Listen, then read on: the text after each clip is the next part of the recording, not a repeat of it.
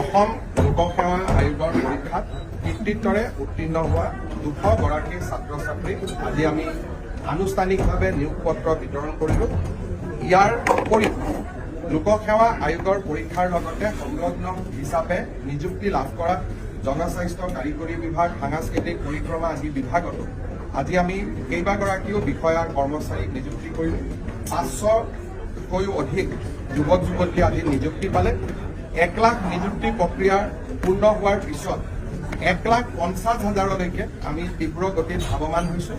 মই ভাবোঁ যে এই বছৰৰ ভিতৰতে আমি চৰকাৰী নিযুক্তিক 1.5 লাখলৈ লৈ যাবলৈ সক্ষম হ'ম।